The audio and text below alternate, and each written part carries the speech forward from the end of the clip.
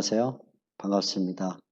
나는 합동신학대학원 대학교 명예교수인 조병수 교수입니다. 여러분들이 우리 학교에 관심을 가져주시고 또 입학설명회에 참석해 주신 것 참으로 감사를 드립니다. 좋은 학교 또 개혁신학의 전당인 합동신학대학원 대학교에 관심을 가지신 것 반갑고, 오늘 제가 여러분들과 함께 신약 분과의 특강으로 한 강의를 드리려고 합니다. 오늘 여러분과 함께 나누려는 강의의 제목은 신약 성경은 무엇인가 라는 제목이 되겠습니다. 이 강의가 여러분에게 합동신학대학원 대학교를 잘 설명해 주는 그런 강의가 되길 바라고, 우리 학교가 어떤 신학을 갖고 있는지 또 어떤 신학 교육을 시키는지 배우는 맛보기 시간이 되길 바라고요. 또 여러분 앞으로 신학 여정에서 신학 성경에 대한 개념을 정확하게 갖는 그런 유익이 있기를 바라겠습니다. 오늘 여러분들에게 드리는 이 강의는 신학 성경은 무엇인가 라는 제목인데, 가장 먼저 신학 성경은 하나님의 계시다 이렇게 시작을 할 수 있습니다. 신약 성경은 무엇인가? 신약 성경은 사람이 임의로 쓴 글이라든가 아니면 역사에 어쩌다 보니까 생긴 그런 산물이 아니라 하나님이 우리에게 주신 계시라는 거죠. 그러면 우리가 성경을 하나님의 계시다, 신약 성경은 하나님의 계시 이렇게 말할 때 이 계시는 도대체 무엇일까요? 계시는 무언가 숨어있던 것을 보여준 게 계시죠. 보여줍니다. 이렇게 말할 수 있는데, 누가 누구에게 보여줬냐면 하나님이 사람에게 보여준 것이죠. 하나님이 자신을 또는 하나님의 그 놀라운 세계를, 하나님의 영적인 그 실체를 우리에게 보여준 거, 그 계시다. 그래서 계시는 언제나 두 당사자를 전제로 하고 있는데, 한편에는 하나님, 다른 한편은 인간. 그래서 하나님께서 자신을 인간에게 보여주신 것, 그걸 계시라 이렇게 보는데, 그러다 보니까 계시는 뭐냐? 계시는 하나님과 인간의 연결이다. 그렇죠? 하나님과 인간이 타락한 존재이기 때문에 하나님과 연결될 수가 없는데, 하나님께서 자기를 보여주시기 위해서는 하나님과 연결이 됐어요. 그래서 계시는 하나님과 인간의 연결이다 이렇게 보게 되는 거죠. 하나님은 어떤 분이죠? 하나님은 절대시죠. 하나님은 절대. 그에 비해서 사람은 어떻죠? 사람은 상대이죠. 그러니까 하나님은 절대적인 존재시고 천지창조주, 영원하신 분, 그죠? 그런 절대자지만 인간은 피조물이죠. 피조물. 또 인간은 어느 제한된 공간에 제한된 시간을 살다가 세상에서 사라지죠. 그러니까 인간은 상대적이다 이렇게 말하는데, 계시는 절대적인 하나님이 계시를 통해서 상대적인 인간과 연결되신 것, 그걸 우리가 계시라 이렇게 말하죠. 그러니까 이게 상대적인 인간이라는 말은 그릇이 아주 작죠, 그죠? 공간적으로는 뭐 조그만 방에 아니면 조그만 뭐 도시에 뭐 커봐야 이 지구상에 이렇게 있고, 시간적으로는 고작해봤자 뭐 몇십 년, 이렇게 100년 뭐 안팎으로 사는 그런 인간인데, 그릇이 작죠. 작은 공간, 작은 시간대에 살고 있는데, 하나님은 영원하시고, 하나님은 절대자시고, 하나님은 끝이 없으신 그분이 우리에게 자기를 보여주셨으니까, 이 하나님과 우리가 연결됐다고 말하는 것은 보통 일이 아니죠. 작은 보잘것없는 인간에게 절대자이신 하나님이 연결시켜 주셨다. 그래서 계시는 하나님과 인간의 연결이다 이렇게 말할 수 있는데, 그냥 하나님이 연결되고 끝난 게 아니라 거기에 소통을 하신 거죠. 커뮤니케이션. 뭔가 대화가 이루어지고 그다음에 하나님 것을 보여주게 되는데, 그래서 계시는 또 다르게 말하면 연결인데 그걸 소통이다 이렇게 말했어요. 소통. 하나님과 인간 사이에 일어난 소통이다. 그래서 하나님이 하나님의 세계를 우리에게 보여주고 우리가 그 세계에 참여하게 된 것을 계시다 그렇게 말할 수 있죠. 하나님은 불변하시는 분이죠. 인간은 가변이죠. 가변 정도가 아니라 반드시 변하죠. 아무리 내가 변하지 않으려고 노력을 해도 나이가 들면 늙고, 그죠? 그리고 육체에 또 여러 면에 변화가 생기죠. 그래서 필변. 하나님은 불변이라면 인간은 필변인데, 계시는 뭐냐? 계시는 이렇게 필연적으로 변하는 인간에게 별변하시는 하나님이 오셔서 자기를 적응하신 거예요. 적응. 야, 그러니까 놀랍죠? 계시는 연결일 뿐만 아니라 소통인데, 소통하시기 위해서 하나님이 이 작은 인간에게, 작은 공간과 작은 시간을 살고는 인간에게 오셔서 하나님이 우리에게 적응을 해주셨다. 그러니까 우리가 알아들을 수 있는 말로 하나님의 세계를 보여줬으니까 하나님이 우리에게 적응하신 그걸 우리가 계시다 이렇게 말해요. 그래서 계시라는 말 속에는 하나님의 적응이기 때문에 거기에는 하나님의 신성이 들어있고 동시에 우리가 알아들어야 되니까 거기는 인성이 들어있다. 그래서 계시, 신약성경의 계시를 잘 보면 하나님의 음성이지만 사람의 귀에 들리는 거죠. 그래서 하나님의 음성이다 할 때는 신성이 있고 사람의 귀에 들린다 할 때는 인성이 들어있다. 이렇게 볼 수 있죠.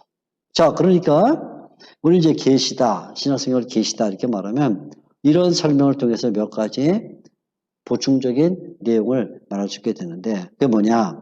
자, 계시는 하나님의 것을 가지고 있다 이렇게 볼 수 있죠. 그러니까 우리가 신약성경을 열어보면 거기에서 사람의 것을 찾으려고 하면 안 되고 하나님의 것을 찾아야 된다. 하나님의 걸 뭘 찾을까요? 하나님의 성품.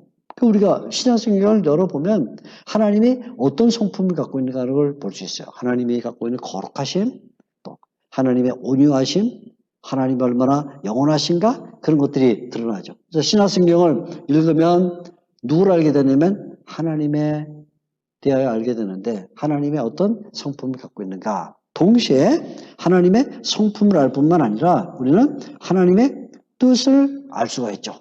아, 하나님이 이렇게 거룩하시고 온유하시고 사랑이 많으신 하나님, 영원하신 하나님이 어떤 뜻을 갖고 있냐면 첫째, 하나님은 인간을 창조하시고 우주 만물을 창조하셨다. 그런데 이 우주 만물이 그만 타락을 하죠. 인간이 타락함과 함께 또 하나님께서는 뜻을 세워서 그것을 구원하시죠. 창조의 뜻과 구원의 뜻이 있고 그 다음에는 구원하신 다음에 그냥 니네 마음대로 살아 그런 게 아니라 그 구원받은 세계와 구원받은 교회, 구원받은 성도들을 보존하시는 하나님의 뜻이 들려있다. 그래서 하나님은 이 뜻을 우리에게 보여주기 위해서 하나님의 말씀을 우리에게 들려주시죠. 신약성경에 보면 어떤 때는 하나님이 직접 말씀하시는 부분이 있어요. 하나님 직접 하나님의 막 천둥 번개 같은 그런 소리가 들리기도 하고 어떤 때는 하나님께서 사람을 통해서 또 성육신하신 예수님을 통해서 말씀으로 교훈을 주셔서 하나님의 말씀을 듣죠. 그래서 이렇게 하나님께서 우리에게 계시를 통해서 하나님의 것을 우리에게 알려주는데 그 하나님의 것은 특별히 하나님의 은혜를 우리에게 알려주심으로써 신약성경의 목적이 뭐냐 그러면 하나님의 은혜를 아는 것 그것이 신약성경의 목적이다 이렇게 볼 수가 있습니다. 그런데 바로 이런 신약성경 하나님의 것이 들어있는 신약성경은 또 동시에 사람의 것을 갖고 있다 그렇게 말했죠. 아까 우리 신성이 있고 인성이 있다 그러니까 하나님의 것을 갖고 있을 뿐만 아니라 동시에 계시인 신약성경에는 인간의 것이 들어있다. 인간의 것. 그러니까 우리가 하나님의 성품, 그죠?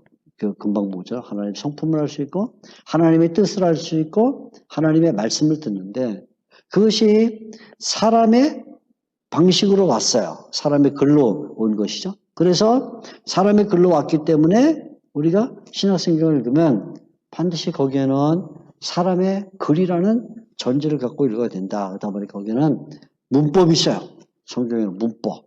물론 이제 이 문법은 본래 원어, 신약성경은 주로 헬라어로 기록이 됐으니까 헬라어로는 문법이 있어서 문법의 동사가 무엇인가 또 명사가 무엇인가 어떤 전치사가 사용되는가 문법을 잘 알수록 신약성경을 정확하게 알게 되죠. 거기다가 문법만 있는 게 아니라 문학도 들어있죠. 이 문법을 사용해서 다양한 문학이 나오는데 병행법도 나오고 어떤 때 비유라는 이런 방식도 들어있고 어떤 때는 진술물로 하나님의 나라가 가까이 왔다 이런 내용도 들어있고 이렇게 다양한 문학이 들어있고 그리고는 이 문법과 문학을 표현하기 위해서 그 바탕에는 사람들이 살고 있던 문화가 있죠. 당시는 주로 예수님이 사셨던 시대는 로마 시대, 또 거기는 유대교라는 그런 배경, 사도 바울이 활동했던 시대는 로마 시대지만 그리스 문화라는 이런 문화가 바탕이 되어 있는 그런 역사가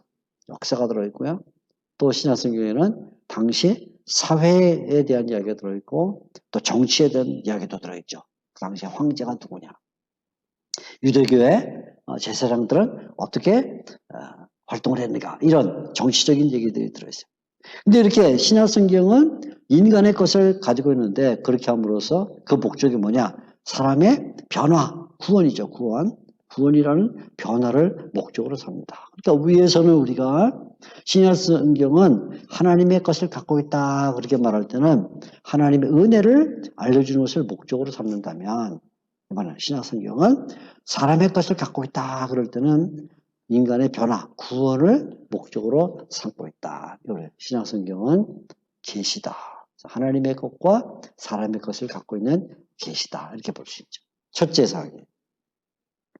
둘째 사항은 그런데 신약성경은 또 한 가지 중요한 것인데 구약성경과 짝을 이룬다. 구약성경과 짝을 이룬다. 이게 굉장히 중요한 또 내용이 되는 거죠. 구약성경은 신약성경과 구약성경과 짝을 이루고 있다. 그래서 신약성경을 생각하면 저는 구약성경을 머릿속에 이렇게 떠올려야 되는 거죠. 그래서 구약성경과 신약성경의 관계를 잘 알아야 신약성경을 정확하게 알 수가 있어요.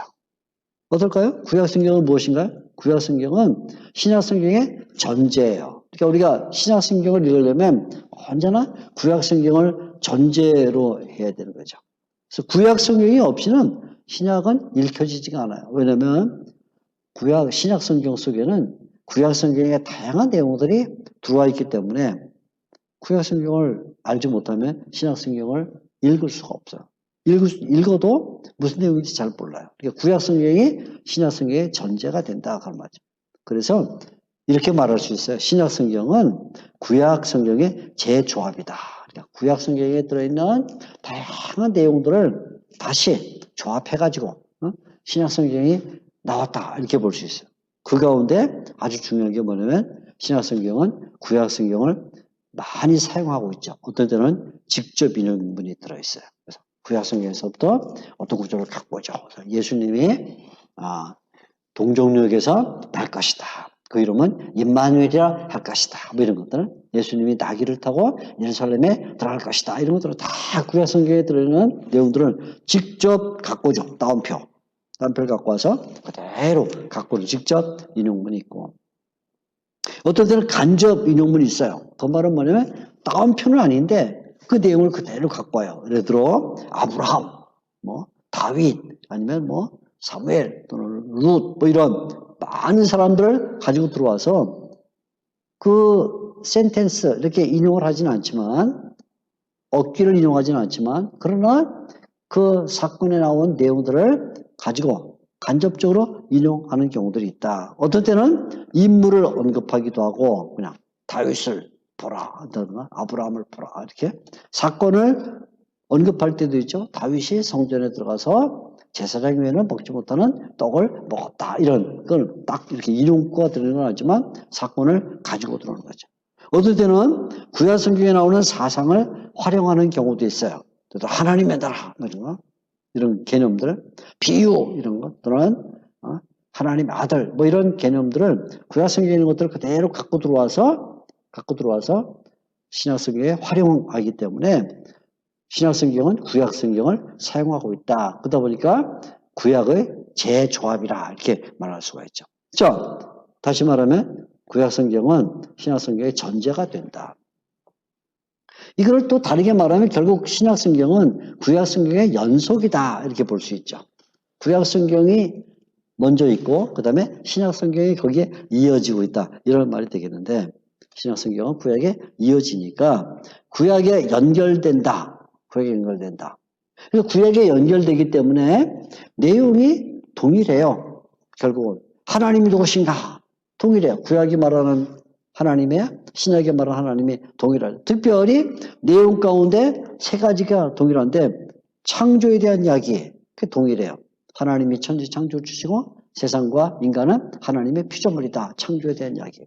근데 인간이 타락을 했다. 타락에 대한 얘기 똑같아요. 그거는 구약 성경에도 인간이 타락했다 하고 말하고 신약 성경에도 인간이 타락했다고 말하죠. 그래서 인간은 반드시 구속을 받아야 된다. 그런데 구약 성경에는 예수님에 대한 내용들이 예수님이라는 이름은 아니지만 그러나 구원자이신 예수님을 바라보게 하는 구원에 대한 내용이 들어있고 신약 성경에는 이 세상에 성육신하신 예수님의 이야기를 쓰므로써 구속에 대한 얘기를 갖고 있어서 구약과 신약과 구약은 내용이 연속되는데 내용이 동일하죠. 창조와 타락과 구속에 대한 이야기를 하고 있다. 그래서 구약 성경과 신약 성경은 항상 같이 사용해야 된다 그 말이죠. 아우 나는 구약 성경은 너무 양이 많아.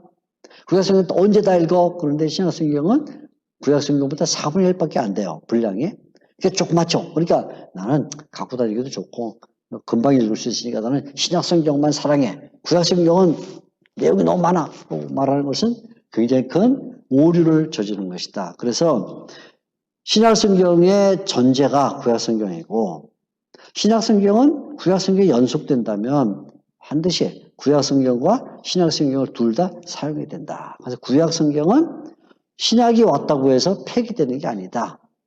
폐기될 수 없어요. 구약의 내용은 그대로 신약의 전제가 되고 신약에 연결되기 때문에 구약 성경은 폐기되는 게 아니다. 또한 신약만 사용하는 것은 오류다. 지금 말한 것처럼 신약 성경은 읽기 편하고 난 잘 알아. 그러니까 신약만 읽을 거야 하는 것은 오류가 된다. 그래서 신약 성경은 구약 성경과 짝을 이룬다. 이것을 우리가 기억해야 돼. 구약과 신약의 관계. 동시에 그러면 구약은 어떤 의미를 갖고 있고 신약은 어떤 의미를 가지고 있는가 하면 구약과 신약의 의미가 조금씩 달라요. 구약은 우리가 구약, 그죠? 옛 언약이고 신약은 뭐죠? 신약은 새 언약이다 이렇게 말하는데 구약은 이스라엘 백성을 대상으로 삼고 있어요. 그래서 주로 하나님께서 어떻게 아브라함 이후에 이스라엘 민족을 타락으로부터 멸망으로부터 인도내시는 가는 그런 그 이스라엘 민족에 대한 내용을 담고 있죠. 그에 비해서 신약 성경은 만민을 대상으로 삼죠. 만민, 그죠? 그러니까 거기는 이스라엘 백성뿐만 아니라 헬라인도 들어가고 로마인도 들어가고 이렇게 다양한 당시에 이방인들이 다 포함이 되는 그런 내용이죠. 그래서 구약은 이스라엘 백성을 대상으로 삼다면 신약 성경은 만민을 대상으로 삼다는 것이 차이가 나죠.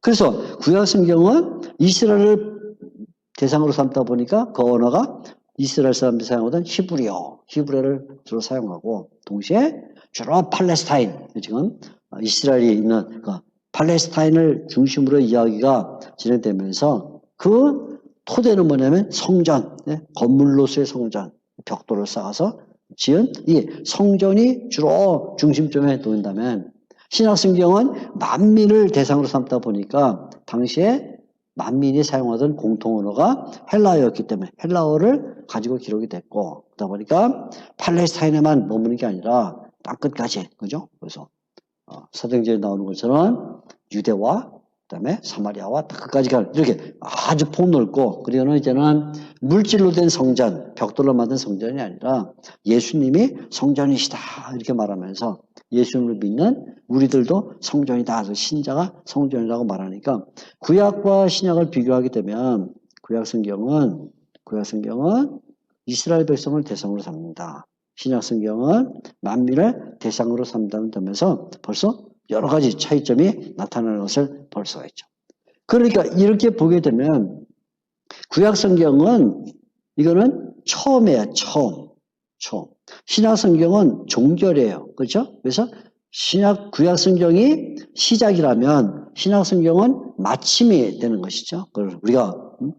그래서 구약 성경은 예언이다 이렇게 말하고 신약 성경은 성취다 이렇게 말하는데 구약 성경이 가지고 있는 그 예언의 내용이 신약 성경에서 성취가 되죠. 그래서 종결됐다 이렇게 말하는데, 그러나 엄격히 말하면 이제 구약도 들어가보면 구약에도 예언이 있고 성취가 있어요. 그러니까 이스라엘 백성이 멸망할 것이다라는 예언이 구약에도 이루어지니까 성취가 있고, 신약에도 예언이 있고 성취가 있어요. 그래서 만민에게 복음을 전하라 이렇게 말할 때 예루살렘과 유대와 사마리아 땅끝하고 말할 때 거기도 예언과 함께 성취되는 장면들이 나오니까 결국 구약에도 예언과 성취가 있고 신약에도 예언과 성취가 있지만 크게 보면 구약은 예언으로서, 신약은 성취로서 작용하고 있다 이렇게 볼 수가 있습니다. 그러니까 옛날 구약 시대는 하나님께서 계시를 주실 때 한파를 사용했다. 한파는 뭘까요? 구약이죠. 구약을 사용했다면 이제는 신약 성경까지 사용하니까 구약과 더하기 신약을 사용해서 하나님이 두 팔을 사용하고 있다. 그러니까 지금 우리는 두 팔 시대에 살고 있는 거죠. 하나님께서 구약과 신약을 주셔서 우리로 하여금 하나님의 계시를 알게 만들죠. 그러니까 이렇게 보게 되면 구약과 신약은 연결되면서 동일한 내용을 담고 있어서 언제나 구약과 신약 성경에 동일하게 하나님이 나타나는데 하나님은 언제나 동일한 분으로 나타나서 전에는 구약 시대에는 동전의 한 면만 보여주셨다면 이제는 동전의 양면을 보여주는 것 같다. 그죠? 그렇다고 해서 동전의 한 면만 보여줬다고 해서 그게 가치가 뒷면하고 다른 건 아니죠. 그러니까 우리가 동전이 있는데 동전 앞면, 그죠? 동전 뒷면 이렇게 있으면 동전 앞면이 예를 들어 100원이다. 동전 뒷면도 100원이면 구약을 주셨을 때도 가치는 100원의 가치예요. 그죠? 신약을 주셨을 때 뒷면까지 주신 것은 100원인데 이 두 합해도 값은 얼마일까요? 200원? 아니죠. 앞면이 100원이고 뒷면이 100원이면 앞뒤 다 해서 얼마예요? 그냥 100원이죠. 그러니까 하나님은 언제나 동일하시고, 그죠? 구약시대에 한 면만 보여줬다고 해서 신약보다 가치가 없다 이렇게 말할 수 없는 거야. 또 신약을 보여주셨기 때문에 이제는 구약보다 가치가 더 많았다 이렇게 볼 수가 없죠. 이렇게 말하면 이것은 성경을 잘못하는 것이 된다. 그러니까 구약만 보여줘도 가치는 100원, 그죠? 또 뒷면에 신약까지 보여줘도 앞뒤가 다 있어도 100원. 그래서 결국은 언제나 하나님이라는 인격이 동일하시고 그리고 구원의 가치는 언제나 동일하다 이렇게 말하게 되는 것이죠. 그래서 구약 신약 성경은 구약 성경과 짝을 이룬다. 제일 처음에 뭐라고 했죠? 신약 성경은 하나님의 계시다. 두 번째 신약 성경은 구약 성경과 짝을 이룬다. 세 번째 말씀드리는 것은 아주 중요한 내용인데 신약 성경은 구약 성경과 짝을 이루는데 신약 성경은 역사적 문서다. 역사적 문서. 자, 이 말 아주 잘 들어야 될 필요가 있습니다. 신약 성경은 역사적 문서다. 자, 아까 말했죠? 신약 성경은 하나님의 계시. 그래서 하나님의 것이 들어있고 사람의 것이 들어있어서 사람의 것은 우리가 거기에 사람의 글로 되어 있다. 이렇게 사람의 글로 되어 있다는 말은 역사성이 있다는 것이죠. 역사적 문서다. 그런 말인데 신약 성경에서 주역은 사람이 맡아요. 사람. 보면 예수님도 사람으로 오셨어요. 예수님이 제자들을 부르죠. 또 제자들이 또 제자를 부르서 다 사람이 활동을 하게 되는데 때때로 어떤 영적 존재들이 등장하는 건 맞아요. 천사도 등장하고요. 예수님이 출생하셨을 때 가브리엘 천사가 나타난다든가, 그죠? 또 예수님이 활동하실 때 뭐 귀신이 악귀가 예수님을 보고 하나님 아들이요 이렇게 부른다든가 그런 경우가 있지만 천사와 마귀가 등장하지만 그러나 주로 신약 성경에서 누가 활동하냐면 사람들이 활동하죠. 사람들이. 예수님, 베드로, 바울, 그 외 다양한 사람들이 활동을 하죠. 그래서 우리가 신약 성경을 이해할 때는 언제나 신약 성경이 들어있는 그 세속사를 잘 이해해야 될 필요가 있어요. 그러니까 신약 성경이란 사회와 교회의 결합이에요. 교회는 사회와 상관없이 그냥 섬에 딱 갖다 놓고 세상과는 관계없는 그런 공동체가 아니죠. 아니면 저 산속 깊이 들어가서 자기들끼리 울타리를 쌓고 사는 그런 공동체가 아니라 반드시 사회와 결합이 되어 있다. 그래서 신약 성경을 읽을 때는 세속사와 구속사의 결합이다 하는 것을 알고 이래야 되죠. 세속사의 흐름. 어떻게 로마의 역사가 진행되고 있는가. 그 로마의 역사 가운데 어떻게 하나님의 구속사가 진행되고 있는가 하는 걸 알아야 되죠. 그러니까 로마 제국이라는 그 역사 속에서 하나님의 나라가 펼쳐지는 거예요. 하나님의 나라는 그냥 어디 로마 또는 그리스와 상관없이 저 하늘의 어느 모퉁이에서 펼쳐지는 게 아니라 바로 이곳에 로마의 황제가 있고 또 바리새인들이 살고 있고 또 죄인과 세리가 살고 있는 바로 이 세속사 속에 역사 속에 하나님의 나라가 펼쳐지죠. 그래서 신약성경을 잘 알려면 세속사를 잘 알아야 된다. 당시에 로마가 어떤 제도를 갖고 있었는가, 또 유대교는 어떤 조직을 갖고 있었는가, 인간이 얼마나 타락했는가, 얼마나 부패했는가 이런 것을 알수록 신약성경을 잘 알 수 있다. 그러니까 신약성경은 역사적 문서이기 때문이다. 그러니까 신약성경이 역사적 문서다라는 이 말은 바꿔 말하면 신약성경은 실생활에 근거를 두고 있다는 거예요. 실생활에. 신약성경은 공상에서 나온 게 아니죠. 공상. 그냥 누가 뭐 판타지 소설 쓰듯이 여러분 잘 아는 무슨 뭐 다양한 판타지 소설, 판타지 영화가 있는데 그 공상에서 나온 게 아니죠. 상상이 아니죠. 아니면 환상, 실생활은 없이 그냥 뭔가 뜬구름 잡는 듯한 그런 얘기만 있는 게 아니죠. 신약성경에 가끔 환상이 있는 건 맞아요. 그죠? 베드로가 기도 중에 보자기가 내려왔는데 뭐 이런 고넬료의 집에 가기 위해서 바울이 삼층천에 올라갔던 사람을 말한다. 이런 환상이 가끔 있는 건 사실이지만 그러나 그것은 특별한 경우에 말하는 것이고 전부 실제 예수님이 배를 타고 가셨다. 사실 그죠? 제자들이 고난을 받았다. 역사. 그래서 당시에 예수님께서 십자가를 졌을 때 로마의 총독은 빌라도였다. 이런 실제와 사실과 역사의 바탕을 두고 있다. 허공에 뜬 것이 아니라 지상의 사건을 다루고 있다 그 말이죠. 그러니까 신약성경은 가상이 아니에요. 가상이 아니라 실제다. 허상이 아니라 실상이다. 그러니까 우리가 신약성경을 읽으면 바로 우리의 삶 속에서 일어나고 있는 그런 이야기를 쓰고 있다. 예수님이 주로. 그렇기 때문에 주로 그 주위에 일어나고 있는 다양한 그 사람이나 사물 이런 것들을 보면서 말씀을 진행하시죠. 그러다 보니까 신약성경은 일상에서 나온 것이다. 일상. 신약성경은 일상의 바탕을 두고 있죠. 그래서 신약성경을 잘 알려면 일상 용어를 잘 알아야 돼요. 그죠? 예를 들어 뭐 먹는다, 간다, 아니면 뭐 대화를 나눈다 이런 다 일상 용어인데 그걸 잘 알아야죠. 그러니까 신약성경을 읽어보게 되면 예수님이 뭘 먹었다, 뭘 잡수셨다, 음식을 드셨다 이런 얘기 많이 나와요. 세리와 죄인집에서 음식을 먹었다. 또 제자들과 함께 길을 가시다가 밀밭에서 밀을 비벼서 먹었다. 뭐 이런 얘기들이 많죠. 그런 일상 용어, 뭐 떡이라든가 아니면 뭐 빵이라든가 이런 얘기가 나올 때, 네. 아니면 길이라든가 뭐 이런 얘기가 나올 때 이런 얘기들을 다 뭐냐면 일상에서 나온 거예요. 그냥 어떤 알레고리로 아니면 뭔가 신학적 개념으로 말하는 게 아니라 예수님이 길을 가셨다면 예수님이 길을 가신 거예요.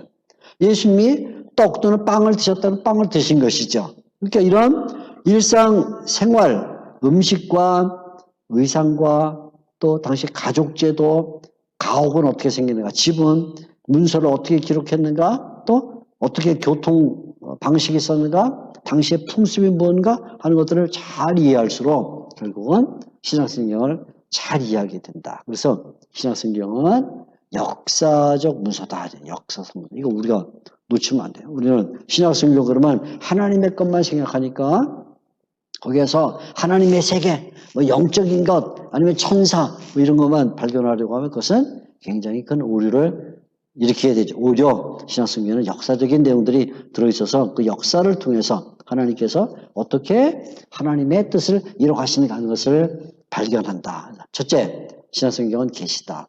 둘째, 신약성경은 구약성경과 짝을 이룬다. 셋째, 신약성경은 역사적 문서다. 이것을 우리가 놓치면 안 되는 거죠.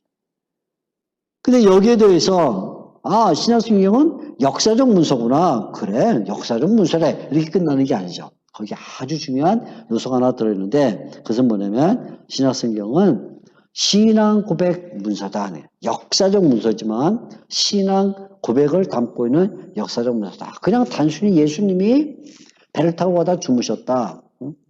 아니면 시장하셨기 때문에 우물가에 앉으셨다. 이렇게 그냥 어떤 역사를 기록하는 게 끝나는 게 아니라 거기에 초대교회 신자가 예수님에 대하여 믿고 있는 신앙, 하나님에 대하여 믿고 있는 신앙을 표현하고 있는 그런 문서죠. 그래서 신약성경은 다르게 말하면 초기 기독교 신자들, 바로 이 신약을 기록하던 신약시대의 신자들, 신약시대의 기독교 신자들이 갖고 있던 신앙 고백을 담고 있다. 그 말이죠.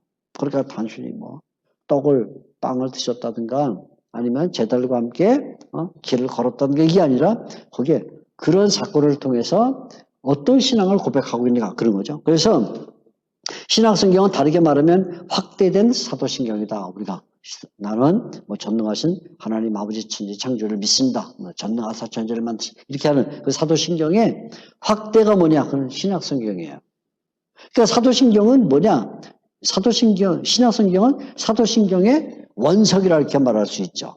그래서 사도신경은 신약성경을 요약한 거예요. 그죠? 하나님이 누구시고 예수님 누구시고 성령님이 무엇인가 교회가 무엇이고 부활 영생이 무엇인가 이것을 요약하고 있는 것이죠.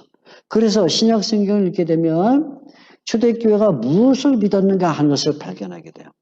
신약성경을 읽으면 초대교회 신자들은 이런 것을 믿었구나 하는 그 믿음에 대해서 알 수 있는데 신약성경의 고백 가운데 가장 중요한 고백은 뭐냐면 삼위일체론이죠. 삼위일체론. 그래서 언제나 신약성경을 읽으면 마태복음부터 요한계시록까지 성부 하나님이 어떤 분이신가, 성자 예수님은 어떠신가, 성령님은 어떠신가를 말하면서 성부, 성자, 성령이 삼위일체로서 어떤 분이신가 하는 것을 말하는데 굉장히 힘을 많이 기울여요. 왜? 이것은 세상에 있는 종교들과 구별되는 세상에 있는 모든 종교와 차별되는 가장 중요한 게 뭐냐면 삼위일체론이죠. 세상에 어떤 종교에도 이런 신학은 없어요. 하나님이 자기를 보여줬을 때 계시로 삼위일체로 보여준 거예요. 그러니까 성부 하나님, 성자 하나님, 성령 하나님 이 삼위가 어떻게 일체를 이루구나 하는 거죠. 그래서 이 삼위일체를 설명할 때 신약성경은 수평적으로 설명을 해요. 수평적으로. 각각 성부와 성자가 성령이 위아래로 이렇게 연결되는 게 아니라 위아래. 성부 하나님은 위에 계시고 성자 예수님 아래 계시고 이런 게 아니라 언제나 수평적으로 성부, 성자, 성령이 수평적으로 연결되어 있어서 성부 하나님 어떤 분인가? 성부 하나님은 성자와 성령님을 보내시는 분. 성부 하나님의 파송자죠. 성자 예수님은 어떤 분인가? 성자 예수님은 성부 하나님께 가는 길이다. 길이야. 내가 길이요. 동시에 그 길을 열기 위해서 성령님을 보내주시죠. 성령님은 어떤 분이가? 성령님은 성부 하나님과 성자 하나님을 연결시키는 띠로서 역할하고 또 우리 신자들을 하나님의 세계에 연결시키는 띠로서 역할하고 있다. 그죠? 그래서 이 삼위일체론이 아주 중요하게 나오는 것을 볼 수가 있어요. 둘째는 신약성경을 잘 읽어보면 예수님이 누군가 하는 기독론이 중요하죠. 기독론. 예수님 누구신가. 신약성경을 다 읽었는데 예수님이 누군지 모르겠다. 그러면 그 신약성경을 헛읽은 거죠. 그래서 예수님이 누구냐면 예수님은 그 신분, 본성과 신분에 대해서 말할 때 그분은 우리의 주님이시다. 또 그분은 그리스도시고 우리의 죄를 대속해 주시는 구속주가 되시고 하나님의 아들이시다. 그죠? 또 그분은 인자가 되신다. 그래서 사람의 문제를 직접적으로 해결해 주시는 분, 사람의 아들, 인자가 되신다. 그분 어떤 활동을 하시는가? 그분은 본래 하나님과 함께 계시던 선제였었는데 선제하실 때 이 우주를 창조하신 창조주셨다. 그분이 성육신 하셔서 어린아기로 세계에 오셨고 이 땅에 사시는 동안에 전도를 하시면서 마지막에 고난과 죽음의 길을 가셨고 그러나 부활하시고 승천하셨다. 그러나 부활하신 후에 승천하실 하나님의 오른편에 좌정하셔서 재림을 하시는데 그분이 심판을 하시고 마지막에 통치하시는 영원한 왕이시다. 이걸 말하죠. 그래서 예수님에 대해서 말할 때 그분의 신분과 활동을 말하고 있죠. 게다가 삼일체 하나님과 그 다음에 두 번째 중요한 것은 기독론인데 거기에 더해서 중요한 것이 구속론이죠. 그래서 이 예수 그리스도의 십자가로 인해서 우리가 어떻게 구속을 받았는가? 예수님으로만 구원받는다. 예수님으로만, 그죠? 다른 이름을 주신 적이 없다. 사도행전에 나오는 말씀인데, 오직 예수 그리스도로만 우리가 거듭남과 구원의 길을 가는다. 그래서 신약성경은 바로 이런 삼위일체론, 또 기독론, 구속론을 강조하다 보니까 이것을 주장하게 되면 세상의 모든 종교와 싸울 수밖에 없어요. 세상의 모든 정치가 싫어해요. 오직 예수님만이 만왕의 왕이요 만주의 주다 그러면 세상에는 왕들이 안 좋아하죠. 그죠? 하나님이 절대자시다 그러면 절대 군주들이 안 좋아하죠. 그래서 결국은 초대교회 신자들이 이 신약성경을 고백할 때, 신약성경을 기록할 때 어떤 일이 벌어지냐면 순교가 일어나죠. 순교. 그죠? 순교. 성경을 쓰는 사람들도 순교했고, 그리고 성경을 받은 사람들도 성경을 순교로 지켰어요. 그러니까 신약성경은 다르게 말하자면 신약성경은 순교의 문서다. 신앙의 문서지만 신앙고백 다르게 말하면 순교의 문서다. 순교를 지켰다. 그러다 보니까 신약성경은 읽으면 재미있고 감사하고 감동이 돼요. 그 책은 달아요. 그러나 결국 먹고 나면 쓰죠. 그래서 요한계시록에 보게 되면 이 책은 입에는 달지만 배에는 쓰더라 이렇게 말할 때 신약성경은 순교를 전제로 한 책이요. 또 순교를 결과시키는 책이기 때문에 달지만 구원을 가져다 준다면 달지만 순교를 일으킨다면 쓰다. 그래서 신약성경의 특징은 신앙고백의 문서다. 그래서 순교의 피로 보존되었죠. 이 신약성경은 신앙고백의 문서이기 때문에 결국 이 성경은 우리에게 신앙과 생활의 법도와 규칙이 된다. 그래서 언제나 우리의 신자들의 신앙, 뭘 믿느냐, 어떻게 살아야 되느냐에 대한 가장 정확한 또 유일한 법도는 뭐냐? 그는 신약성경밖에 없죠. 규칙이 되고 규범이 되죠. 그래서 우리는 신약성경은 우리의 신앙과 생활을 조절하는 표준이다. 우리가 왜 신약성경에 이렇게 마음을 두고 여기에 열중하냐 하면 거기서 우리의 뭘 믿어야 되느냐 하는 걸 정확하게 알게 되고 어떻게 살아야 되는 것을 확실하게 알기 때문이죠. 그러니까 우리는 신약성경이 신앙과 생활의 표준이다. 우리의 모든 삶을 잘못된 길로 갈 때 끌어와요. 조절해줘요. 잘못된 믿음으로 가려고 할 때 우리 끌어와요. 또 조절해줘요. 그래서 늘 우리를 조절하고 조종하는 그런 표준이 된다. 그래서 우리는 신약성경을 이렇게 중요하게 생각하는 거죠. 자, 다시 우리 신약성경의 네 가지 성격을 배우는데 첫째, 신약성경은 하나님의 계시다. 하나님의 계시. 둘째, 신약성경은 구약성경과 짝을 이룬다. 세 번째, 그런데 이 신약성경은 역사적인 문서다. 그죠? 그리고 이 역사적인 문서는 우리에게 신앙고백 문서라 우리에게 생활과 신앙의 표준이 된다. 이렇게 설명을 드릴 수 있습니다. 사랑하는 신입 후보생 여러분, 우리 합동신학대학원 대학교가 믿는 바는 바로 이런 내용을 믿고 있습니다. 여러분이 합신에 입학하시면 앞으로 더 풍성하고 더 놀라운 내용을 배우게 될 것입니다. 꼭 오셔서 함께 믿음의 길을 가고 또 교회를 지키는 일꾼이 되고 다음 세대를 책임지는 성실한 목회자들이 되어서 하나님께 영광을 돌리고 또 교회를 힘차게 이끌어가는 귀한 사역자들이 되기를 바랍니다. 다시 한번 우리 입학 설명에 오신 것을 환영하고 또 오늘 강의 참여하신 것을 감사하게 생각합니다. 여러분 모두 우리 합신에 오셔서 함께 공부하는 영광을 누리시기를 바랍니다. 감사합니다.